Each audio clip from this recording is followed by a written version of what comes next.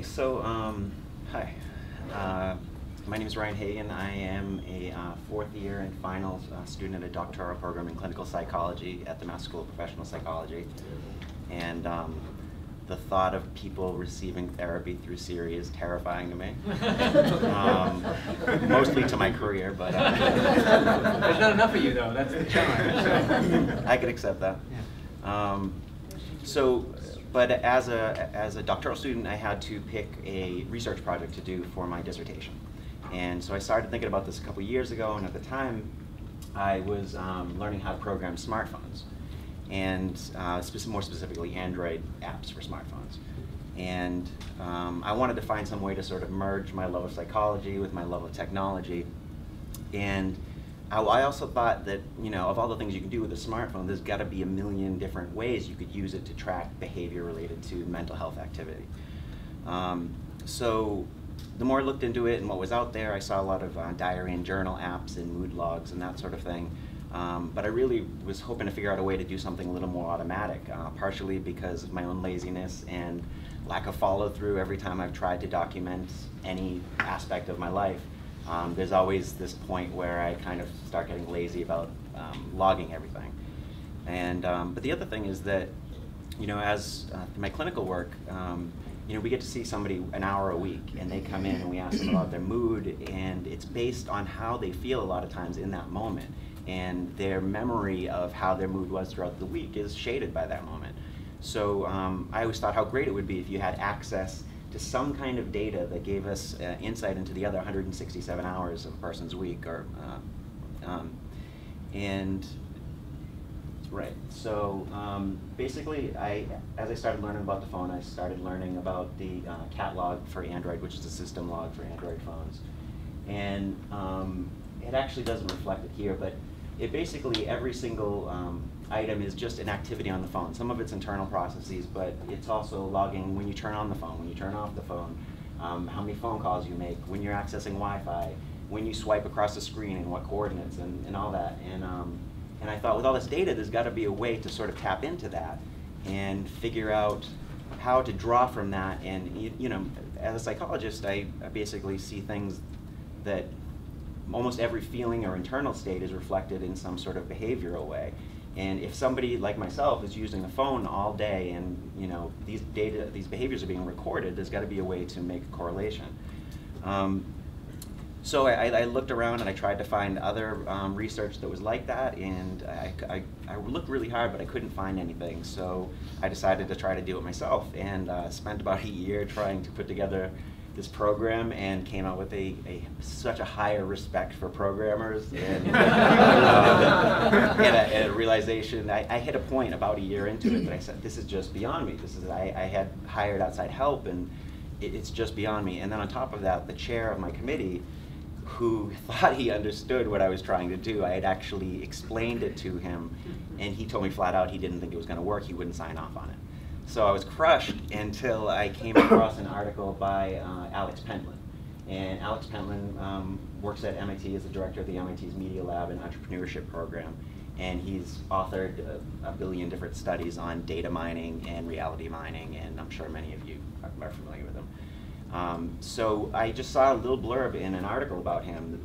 It was talking about all the things you can do with data, all the predictions you can make. And there was just one sentence that said you could even use this data to make inferences about a person's mental health, but there was no more to it. So I ended up emailing him and telling him a little about my project and asking him if he could kind of give me some direction. He directed me to Anmol Madan and Karan Singh, who both formed the company Ginger.io. And Ginger is basically a program that's it collects data from your phone and uses it for a variety of research purposes related in large part to sort of physiological type issues, but also for issues with mental health. So what this program was built off of a study that was done by Madan and Pentland in 2010, and they basically recruited 70 undergrads in one dormitory here at MIT. It was a longitudinal study over a year.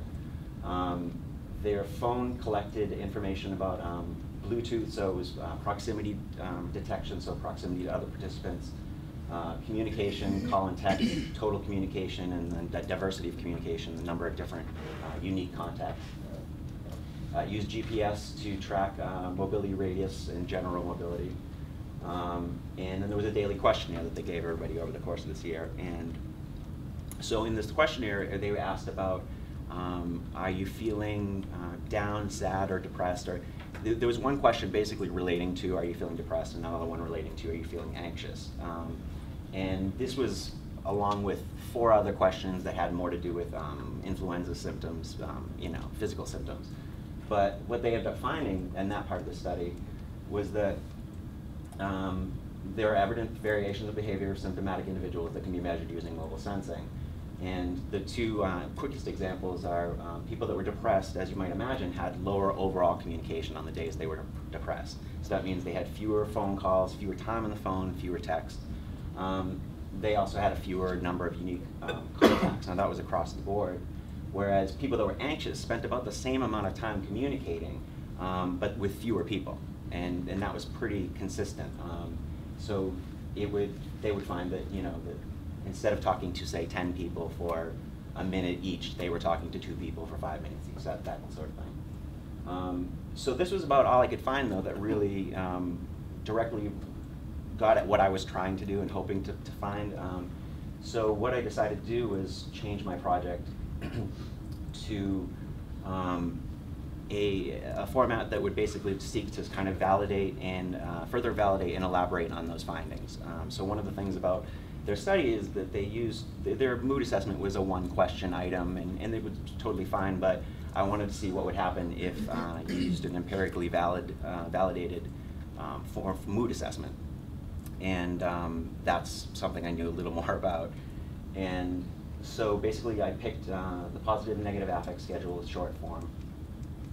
It's just a simple 10-item survey. You mark from 1 to 5 on these various emotional words: upset, hostile, alert. And it basically gives you a total, it basically tells you how much positive affect the person is experiencing, negative affect. And there's a huge body of literature that basically has all the norms and all the different types of studies that have based their mood studies on this survey.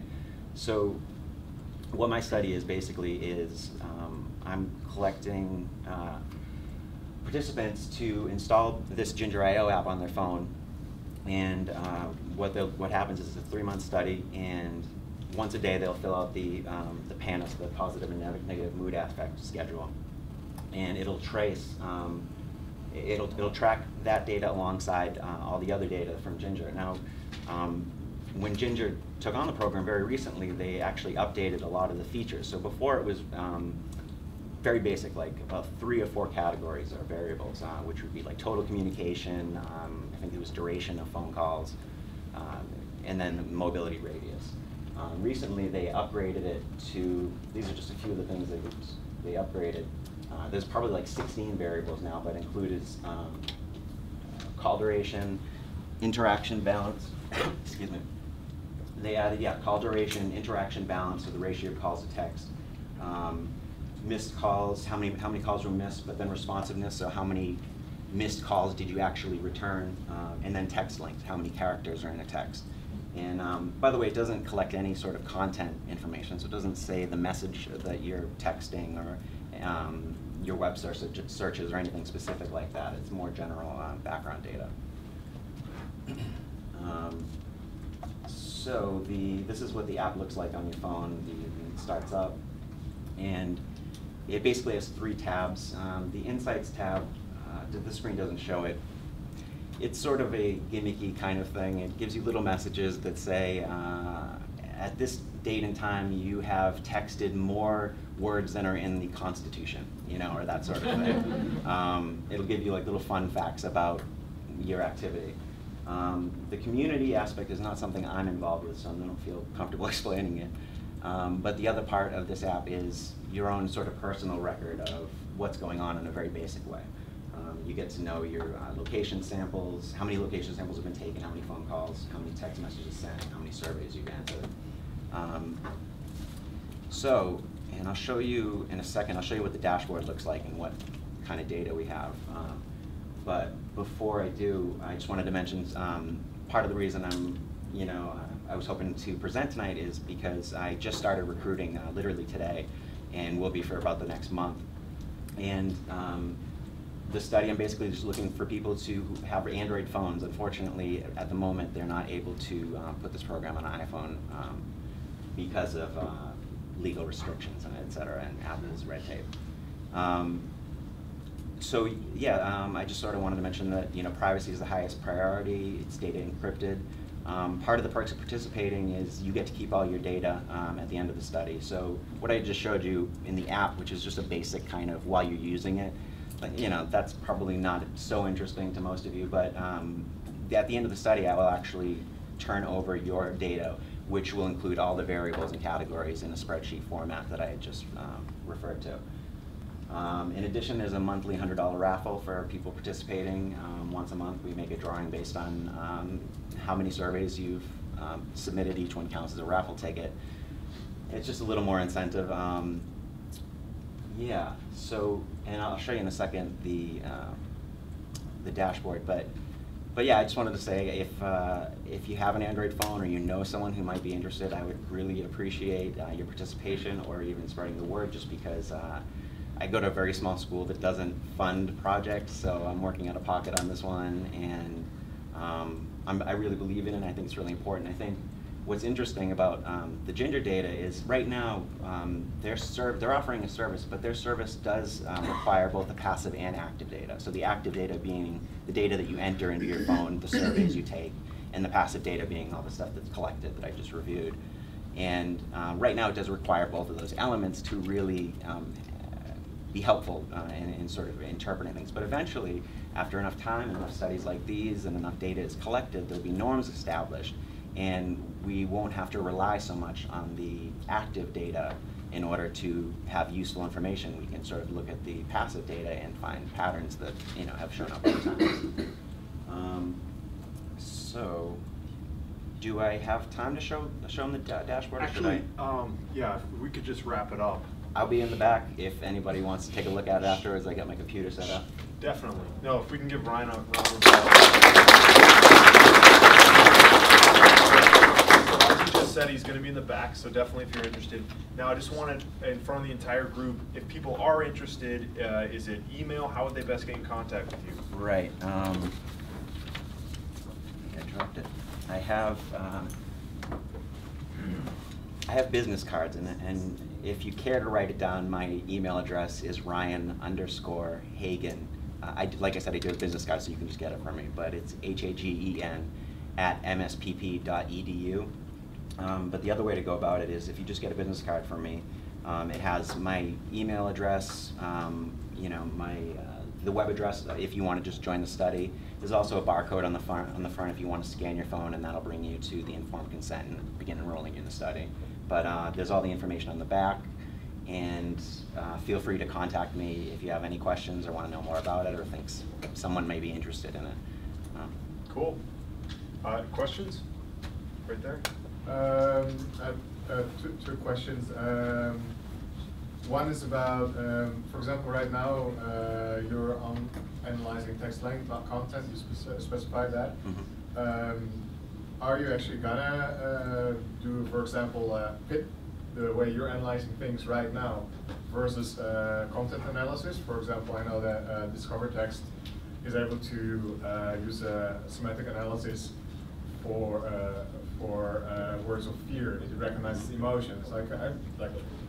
Yeah, and when I first started, that was what I had in my head until I ran up against especially in the psychological community, the fear surrounding that kind of invasion of privacy, or what some people would see as that.